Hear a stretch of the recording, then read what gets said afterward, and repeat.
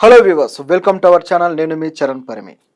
రష్యాకి యుద్ధంలో భారతదేశం సపోర్ట్ చేస్తుందా, సపోర్టే కాదు సహాయం కూడా చేస్తుందా అని చెప్పేసి కొన్ని యూకే పత్రికలు అలాగే అమెరికా నుంచి కూడా కొన్ని మీడియా సంస్థలు కూడా వ్యాఖ్యానిస్తున్నాయి. ఎందుకు వాళ్ళు భారతదేశం రష్యాకి సపోర్ట్ చేస్తుందని వాళ్ళు అనుకుంటున్నారు? ఈ విషయం ఒకసారి మనం చర్చిద్దాం. ఇప్పటిదాకా దాదాపు సంవత్సరం దాటిపోయింది, ఇంకా రష్యా ఉక్రెయిన్ వార్ జరుగుతూనే ఉంది. సో ఇందులో ఇంతవరకు మరి ఎవరు కూడా ఓటమి కానీ లేకపోతే గెలుపు కానీ ఏది కూడా రాకుండా, ఎవరు కాంప్రమైజ్ అవ్వకుండా ఎంతోమంది చనిపోయారు. ఎన్నో నగరాలు ఉక్రెయిన్లో కావచ్చు, అట్లాగే రష్యాలో అయితే కొన్ని బ్రిడ్జెస్ కావచ్చు, అన్నీ ధ్వంసమైపోతూ ఉన్నాయి. సో ఇంత ధ్వంసమైపోయిన ఉక్రెయిన్, రష్యా కానీ చాలా చిన్న దేశం.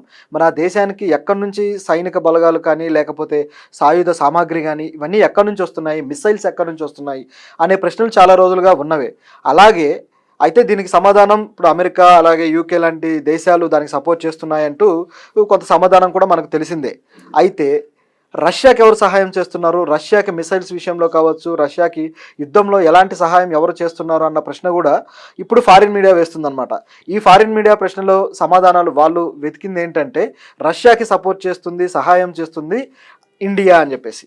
ఇండియా రష్యాకి మామూలుగానే మిత్రదేశం, ఎప్పటి నుంచో ఒక సైనికపరమైన అనుబంధాలు ఉన్నాయి. అట్లాగే మిత్రపక్షంగా ఎన్నో వాణిజ్య అనుబంధాలు నడిపించుకుంటూ వచ్చారు. ఇప్పుడు గతంలో కూడా అసలు రష్యా నుంచే మనం మిసైల్స్ కొంటూ, అలాగే వార్కి సంబంధించిన ఏవైనా సరే, వార్ క్రాఫ్ట్స్ ఏవైనా సరే, ఈ ఫైటర్ జెట్స్ కావచ్చు, అలాగే మిసైల్స్ కావచ్చు, అట్లాగే జలాంతర్గాములు కావచ్చు, ఇట్లాంటివి ఏ ఉన్నా సరే రష్యా నుంచే మనం సపోర్ట్ తీసుకుంటూ వచ్చాం.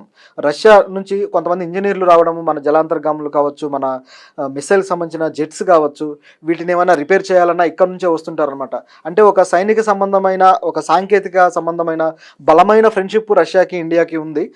రీసెంట్గా ఎప్పుడైతే మన ప్రధానమంత్రి మోడీ రష్యాకి వెళ్ళి రష్యాను సందర్శించి అక్కడ వాళ్ళ అత్యున్నత గౌరవాన్ని ఆయన పొందాడో పుతిన్ నుంచి, అట్లాగే అక్కడ మరిన్ని బలోపేతమైన అనుబంధాలు ఏర్పరచుకుంటాము, ఈ వాణిజ్య సంబంధాలు కూడా ఏర్పరచుకుంటాము అని మోడీ చెప్పడం జరిగింది. సో వాళ్ళ అనుబంధం చూసిన తర్వాత, మోడీకి అంత ప్రాధాన్యత రష్యా ఇవ్వడం చూసిన తర్వాత యూకేకి కానీ అలాగే అమెరికాకి కానీ ఎక్కడో కన్ను కుట్టినట్టుంది, వాళ్ళకు బొత్తిగా నచ్చినట్టు లేదు. గతం నుంచి కూడా ఎన్నో విమర్శలు చేస్తూ వచ్చారు. సో ఇప్పుడు కూడా అలాగే మరి ఆ ఫ్రెండ్షిప్ నచ్చలేదా మరి లేకపోతే ఏంటో తెలియదు, కానీ ఉన్నట్టుండి కొన్ని ఆరోపణలు యూకే నుంచి చేస్తూ వచ్చారనమాట. వాళ్ళ మీడియాలో కావచ్చు, అట్లాగే అమెరికా మీడియాలో కావచ్చు, రష్యాకి భారత్ సహాయం చేస్తుంది, ఈ సహాయాన్ని ఆపేయాలి, ఆపేయకపోతే మేము ఊరుకోమని చెప్పేసి కొన్ని వ్యాఖ్యలు మీడియా ద్వారా చేయిస్తున్నారు. డైరెక్ట్గా వాళ్ళు మాట్లాడడం లేదు, కానీ విదేశాంగ శాఖ మంత్రులు కావచ్చు, రక్షణ మంత్రులు కావచ్చు, కానీ ఈ వ్యాఖ్యలు అయితే మాత్రం తరచూ వస్తున్నాయన్నమాట మీడియాలో. ఇదేంటంటే మామూలుగా అయితే యూకేలో కావచ్చు, ఇండియా కావచ్చు, అలాగే అమెరికా కావచ్చు, ఎక్కడైనా సరే ఒక మీడియా, గవర్నమెంట్కి ఫేవర్ చేసే మీడియా ఒకటి ఉంటుందన్నమాట. గవర్నమెంట్ ఒపీనియన్స్ అన్నీ కూడా ఆ మీడియా ద్వారా గవర్నమెంట్ చెప్పిస్తూ ఉంటుంది. ఇది ప్రతి దేశంలోనూ ఉంది. అట్లాగే అమెరికాలో అయితే ఇంకా ఎక్కువ ఉంటుంది పరిస్థితి. ఏంటంటే అమెరికా ఏ దేశం మీద రాళ్ళు వేయాలంటే ముందు మీడియా చేత రాళ్ళు వేయిస్తారు, ఆ తర్వాత అప్పుడు అమెరికా యాక్షన్ తీసుకోవడం మొదలు పెడుతుంది. మీడియా మీద ఒక సామెత కూడా ఉంది కదా, ఎవరినన్నా దేన్నైనా ఒక కుక్కను చంపాలంటే దానికి పిచ్చిది అని ముద్ర వేయాలి, పిచ్చి కుక్క అని ముద్ర వేస్తే రాళ్ళేసి కొట్టేయచ్చు, చంపేయచ్చు. సో ఇలాంటి పద్ధతి ఈ మీడియా పాటిస్తూ ఉంటుంది, ఫారిన్ మీడియా. సో ఇండియా మీద కూడా ఇలాంటి ఆరోపణ చేసి ఇండియాని కాస్త లాగేద్దామనే ప్రయత్నం అనమాట. కాకపోతే ఇది పారట్లేదు. ఎందుకంటే ఇండియా ఏ విషయంలో సపోర్ట్ చేస్తుంది అనేది మనం గమనిస్తే, మామూలుగా చూసుకుంటే ఇప్పుడు ఇండియా రష్యా ఈ రెండు కూడా మిసైల్స్ విషయంలో, ఇప్పుడు బ్రహ్మోస్ మిసైల్ మన ఇండియాలో చాలా పవర్ఫుల్ మిసైల్గా దానికి పేరుంది. ఈ బ్రహ్మోస్ని ఇండియా అలాగే రష్యా కలిసి గతంలో తయారు చేశాయన్నమాట. సో వీళ్ళ ఫ్రాంచైజీలో వచ్చిన మొట్టమొదటి ఈ ప్రోడక్ట్ ఇదే అనమాట. సో ఈ బ్రహ్మోస్ పేరు కూడా మన బ్రహ్మపుత్ర నది నుంచి, అట్లాగే మాస్కో నది నుంచి, మాస్కో రష్యాలో ఉందన్నమాట. సో ఈ రెండింటి నుంచి తీసుకొచ్చి బ్రహ్మోస్ అనే మిసైల్కి పేరు పెట్టడం జరిగింది. సో ఇంత బలమైన ఒక అనుబంధం ఉన్నది ఇండియాకి రష్యాకి. అలాగే గతంలో మన అభినందన్ వర్ధమాన్ ఉన్నాడు కదా, ఫైటర్ జెట్లో పాకిస్తాన్ జెట్ను కూల్చేసి అలాగే పాకిస్తాన్కి చిక్కి తర్వాత బయటకు వచ్చిన వీర సైనికుడు. సో ఈయన ఉపయోగించిన జెట్ కూడా రష్యా నుంచి వచ్చింది. ఆ ఫైటర్ జెట్ ఏదైతే ఉందో అది రష్యాలో తయారై మన ఇండియాకి, రష్యా నుంచి మనం కొనుక్కుంటూ ఉన్నామన్నమాట. సో ఇలా ఏదైతే సైన్యానికి కావాల్సినవన్నీ కూడా రష్యా నుంచి తీసుకుంటూ ఉన్నాం. మరి రష్యాకి మనము హెల్ప్ చేయాల్సిన అవసరం ఏముంది?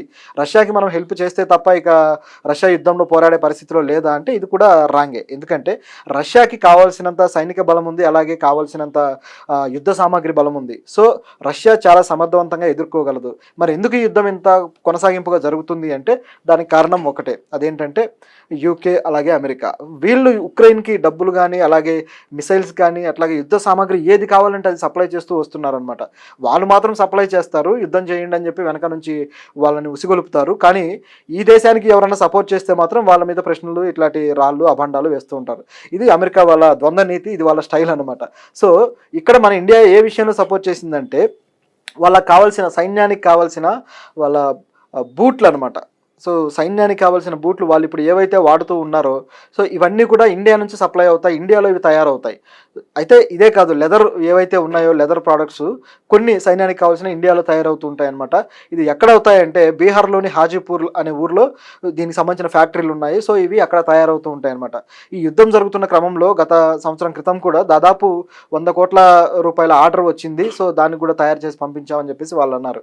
అంటే ఈ యుద్ధంలో పోరాడే ప్రతి సైనికుడు ధరించే బూట్లు మన ఇండియా నుంచి తయారవుతున్నాయి. అయితే దీనికి సంబంధించిన ఒప్పందం కూడా గతంలో చేసుకున్న ఒప్పందమే.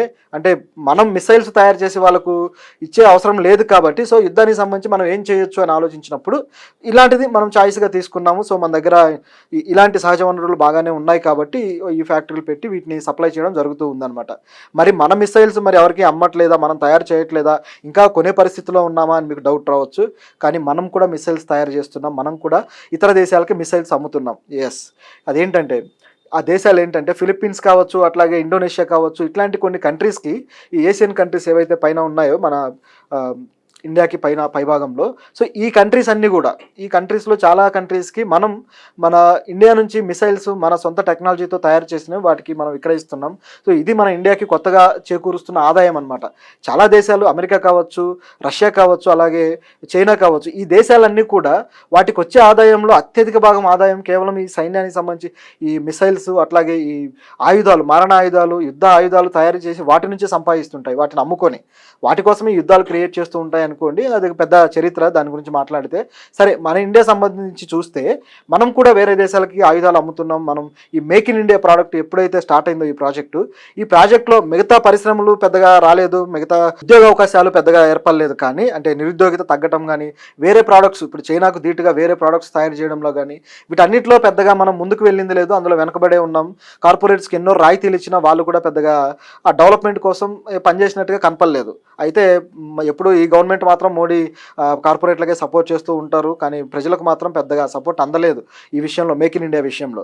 కానీ మేక్ ఇన్ ఇండియాలో జరిగిన ఒకే ఒక్క మంచి పని ఏంటయ్యా అంటే ఈ సైన్యానికి సంబంధించిన ఆయుధాలు తయారు చేయడం, మిసైల్స్ తయారు చేయడం, ఈ మారణాయుధాలు ఏవైతే ఉన్నాయో యుద్ధ ఆయుధాలు, సో ఇవి తయారు చేయడానికి మాత్రం మేక్ ఇన్ ఇండియా కాస్త బాగానే పనికొచ్చింది.